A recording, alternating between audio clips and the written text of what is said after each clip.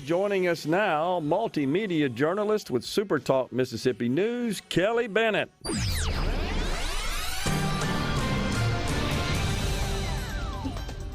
Breaking news. There you go. I don't know breaking what news. to do when I hear that sounder and it's not in the middle of a newscast when I'm doing it. Hey, how you doing? Great. I'm good. I was really interested in your advice on that guy bringing up his credit score. That was cool stuff. Thanks for that. I learned from that. Yeah. You bet. And, you know, I have to say that I started getting into that about 20 years ago when I was going through the same process, looking to build a house and borrow money to do so, and was just looking to make sure that I could receive the most advantageous mortgage interest rate. And so I started really digging into my credit report and then how I could make my credit score even better, even higher. And there's a lot of nuances there that I guess aren't widely known and understood, and that's why there's a whole industry around educating people about that and counseling people, working with them. But it's often not what people think. I'm one of those fortunate souls who has all their debts paid off, and I got rid of my credit cards years ago. Right. So I was listening to what you were saying, going, "Oh wow, I'm not really doing myself any favors, apparently." But that's unfortunately that won't get you a good credit score. It's worth, you're entitled to free credit reports in accordance with federal law. It's worth going out and checking that out. You could probably go do a trial free one. I suggest going to myfico.com and checking it out. I suggest that to everybody. See where you are. But so I appreciate the feedback there. Tell us what's going on. First, this kind of bizarre situation where an inmate escaped from the Raymond, Mississippi Detention Center. Tell us about that. Yeah, and I was actually anchoring the state newscast when this was going on, so I was trying really hard to get the latest updated information on. And first of all, we've got some good news. So the investigator that was shot during the standoff has been released from the hospital. He's back home. His name is Jerry Horn, and he actually got a police escort back to Lee County. Dylan Arrington met I guess you would call it a sad end. I don't know how I don't want to say, do I want to say sad to a bad guy who had killed somebody? I mean, you know what I mean? I'm kind of like, it's a sad situation. Loss of life is always something that we should feel sad, sorry about. So he had been on the run for quite some time, and they found out he was in Lee County earlier this week, and it ended in a shootout. The house he took cover in ended up catching on fire, which that was really unusual to somebody who's been doing news as long as I have. I've never seen the house catch fire after a shootout. Yeah. So they did get another one of these 4 detainees in Texas yesterday, 51-year-old Jerry Raines. We've got 2 more escapees that are still on the loose. Interesting.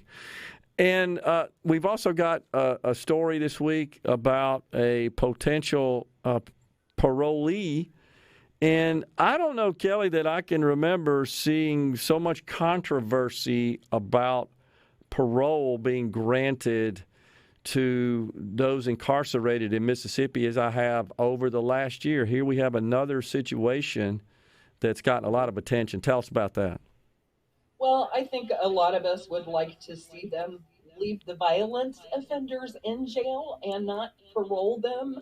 So this gentleman, James Williams III, committed a double murder at the age of 17, and he was due to be paroled on May 16th. And we had a couple of guests on this week, and I think there may be a happy ending to this story. So let me go back to the front.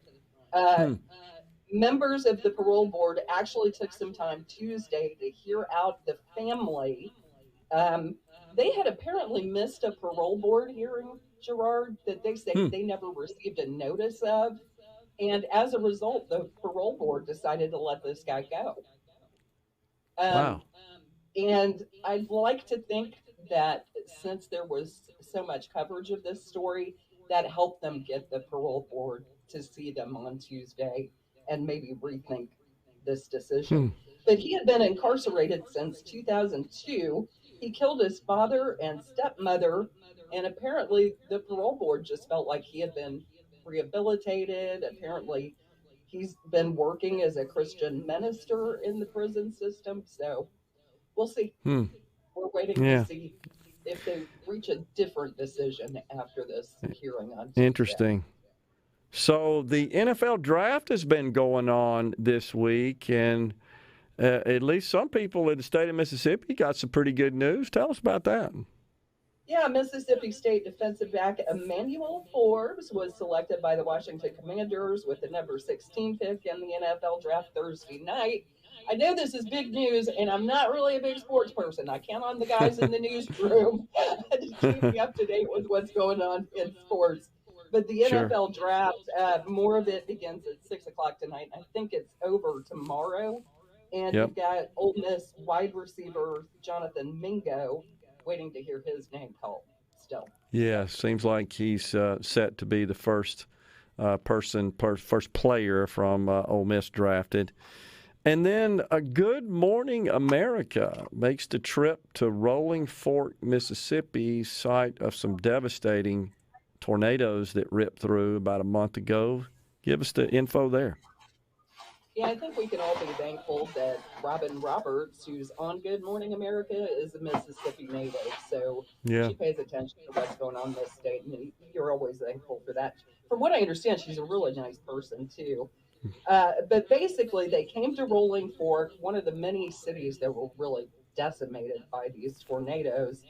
And they started showing viewers, the damage and um, I think it's kind of neat. We did a story on this week.